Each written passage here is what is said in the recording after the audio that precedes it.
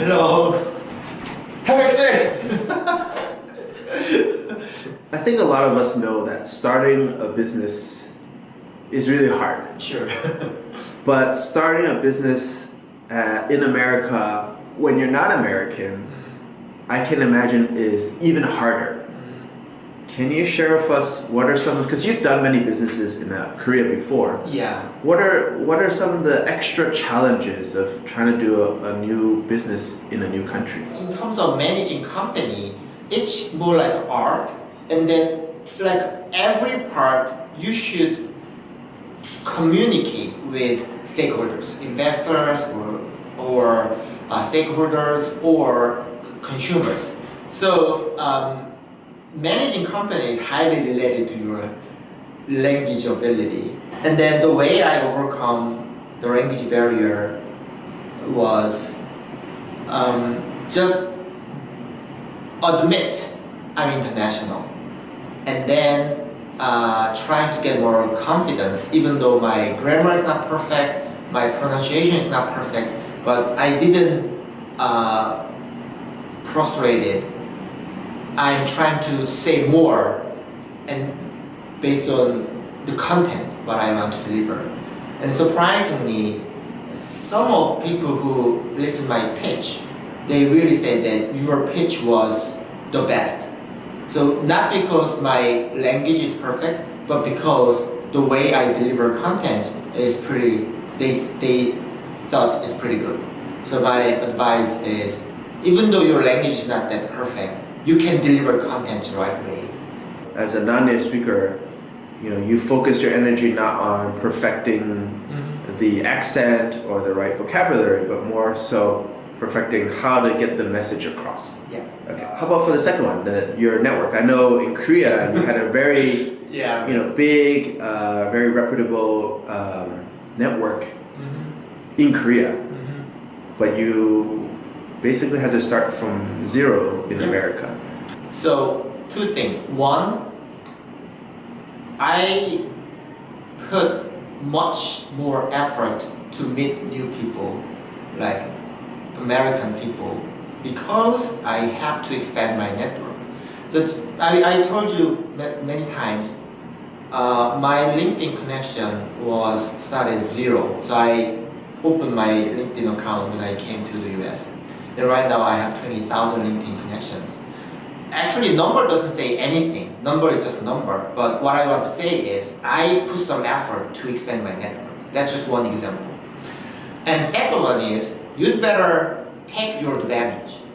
It means that if you are Korean, maybe you can start with a Korean American who really established, because that's true. You cannot create that kind of rapport with Native American, not Native American, like someone who born and raised America, because there are some kind of limitation. You have to admit it. So what I learned is, if I have pretty good network in Korea, maybe I can expand my American network from them. So that's what I learned. Can you share with us maybe some examples of how you got the initial network? Like, what'd you do? Actually, in my case, I spend more time to meet people like a video conference. So I try to meet new people every day using LinkedIn connection. So I introduce myself, I introduce my company idea, and then I always politely ask some advice. Then by doing so, I have a chance to meet new people every day. Like sometimes I meet like 10 new people per day. So normally during the video conference, I pitch the idea a little bit, and then share my background a little bit, and always figure it out, how can I help you and how can you help me, like finding mutual benefit. So that's what I did for a long time. And usually in your first message to them, you just introduce yourself and the idea and ask for advice? So definitely, if you ask something from first message, people really more defensive, because no one want to like spend their time and energy. So normally my approach is more like, hey, I'm really trying to working on my startup idea, And then I want to figure it out how you think about this. I want to get your wise advice, valuable advice. That's my personal approach. I never ask something, but I just want to know your opinion or your feedback if you know something. Last but not least, one of the hardest pieces, especially for international in America, legally. Many things happening, also many more things happening when you're trying to start a startup. Can you share a little bit about your experiences and what you did and advice for other people?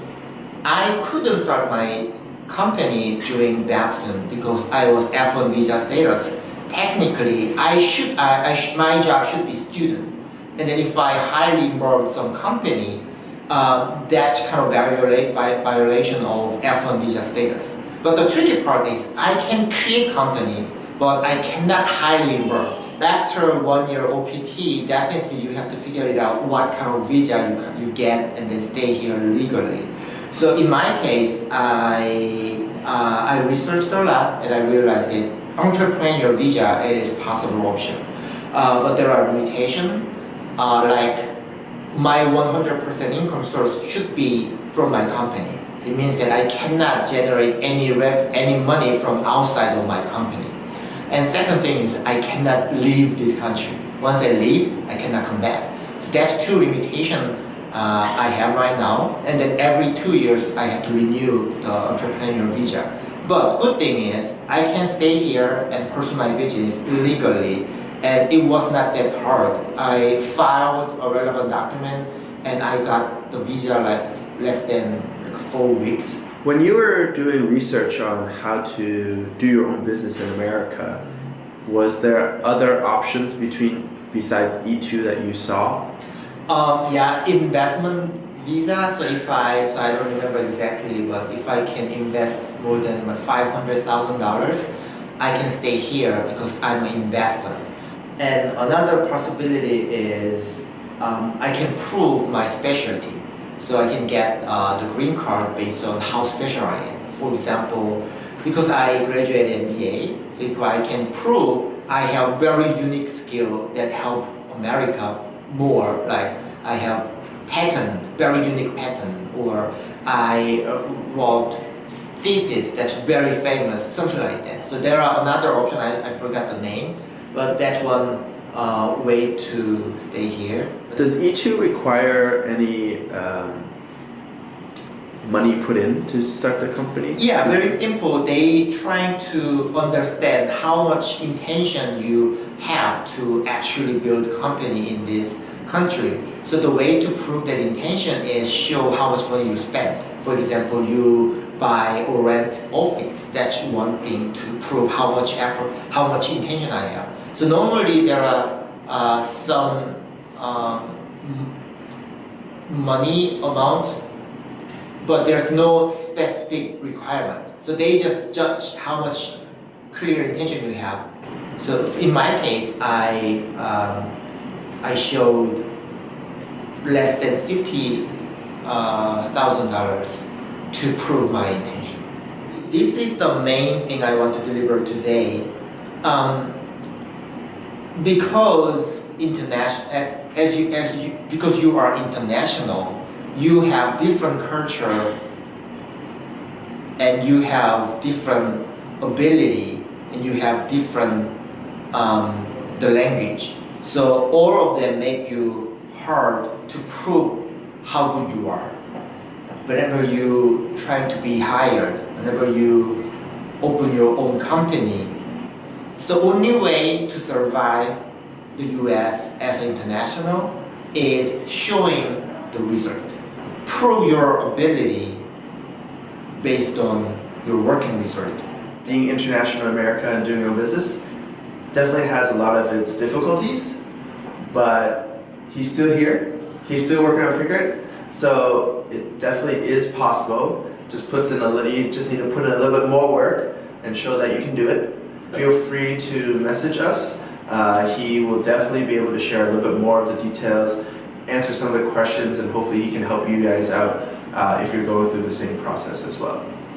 Yeah, my last comment is Good luck for every international. You deserve better. Please prove yourself. Fighting! Fighting!